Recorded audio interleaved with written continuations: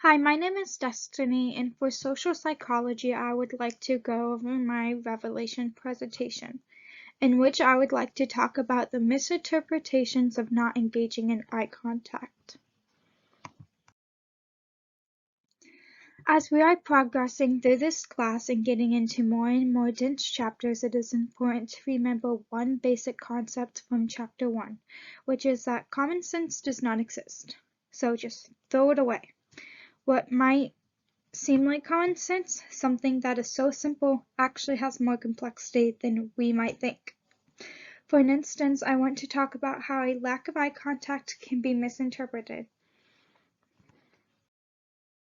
But before I do so, I want to discuss what eye contact is, which is looking someone directly in the eye. This is important in our culture because it is expected of us to engage in eye contact. It is important to make direct contact because it shows other people that we care, that we are engaged, and that we are present when they are talking. It's essentially a sign of respect. However, just because it's expected in our culture, it doesn't mean it comes naturally to everyone. To elaborate, it could be difficult for many reasons, because some people either grow up or are conditioned to avoid eye contact. I'd like to discuss 3 reasons why people avoid eye contact, which includes cultural differences, autism, and/or anxiety disorders.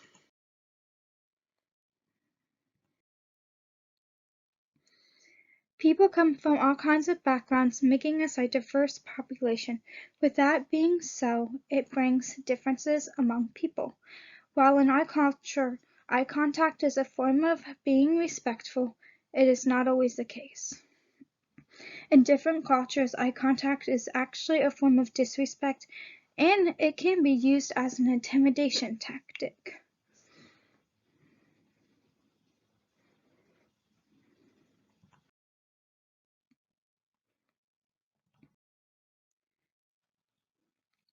When it comes to talking with people that suffer from autism, it is the simple concept of eye contact is uncomfortable and intimidating.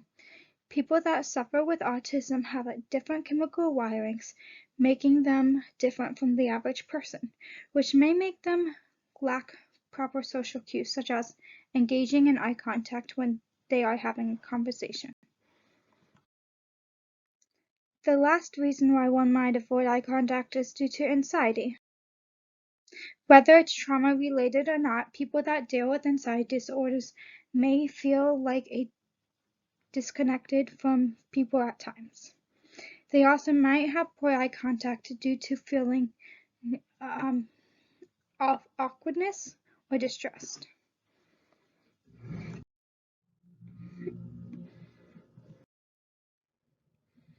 It is important to realize that eye contact does not always come easy to people, that it's just not a simple task to everyone. As you go through the helping field, there are going to be individuals that struggle with this very concept. To assume the worst is not always helpful and may affect your ability to help them. For an example, if you are a clinician and you are talking to your client who is not engaging in eye contact, it is not right for you to assume that they are not paying attention. By doing so, it affects your ability to help them because you have this biased thought that everyone should engage in eye contact.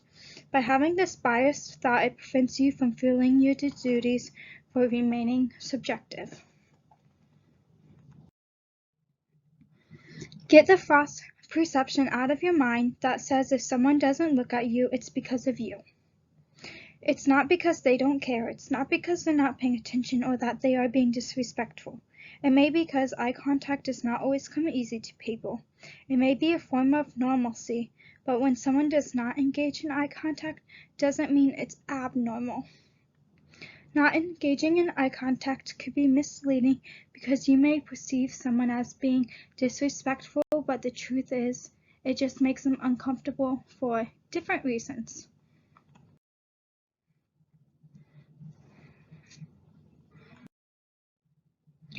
As a helper, it's not right to assume the worst in people. It's critical to give them the benefit of the doubt in order to have a positive clinician-to-client relationship. By having the subjective point of view, it could tie into the importance of human relationships, which can enhance clients' well-being, promote self-growth, and allow room for change.